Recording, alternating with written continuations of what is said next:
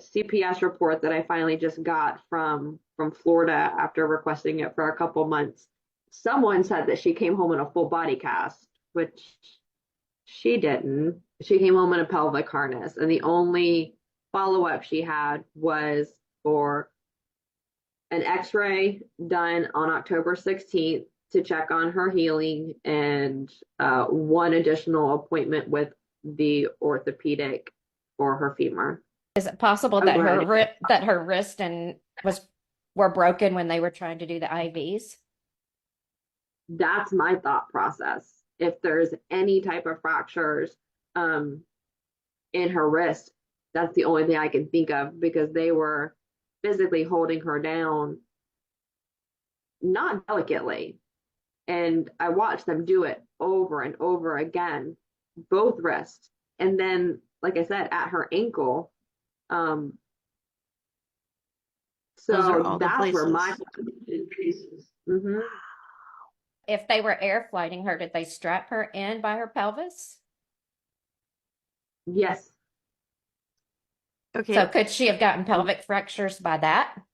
She had multiple straps. She had a strap across her chest, and then I believe one, yes, you're right, down towards the bottom where her pelvis was.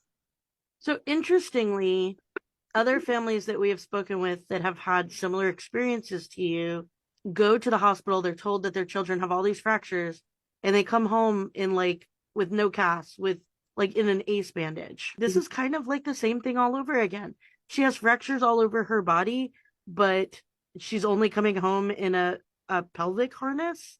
What about her broken femur? Yeah. What I'm curious about is, are these actual breaks actual fractures, or could they be lesions? The geneticist that we had look at her x-rays and CAT scans, he did date a majority of them back to either in utero or NICU, except for obviously the femur. The femur, actually, Dr. Pena testified against us. He said it was a re-break. I'm not sure how long it takes a femur to heal. I would think a little bit of time. But that sounds like maybe And something that happened in utero or in the NICU. NICU or at birth Right. that we were unaware of. And then if she's strapped in improperly, on top of the 7 weeks of not having fortified formula to help with bone development and growth and healing, if she already had all these injuries, we wouldn't have known. Essentially what they were trying to say was every single tip of her rib was broken, is what they claimed. The tips Or of the what they rib? like the tips of the ribs. Yes. Isn't that called cupping and indicative of a bone disease?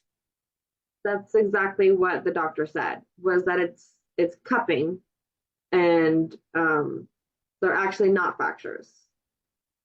A lot of the white stark lines that were seen in her bones were calcium being pulled, and he showed a perfect example of that with her spine. He showed a picture of her spine, and it showed demineralization. Essentially, her spine was the same color as her flesh.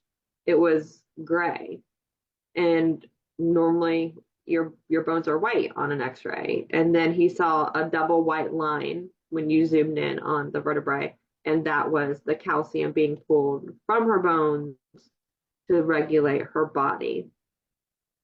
So all of So these I things mean, are indicative of a bone disease. mhm, Okay. correct.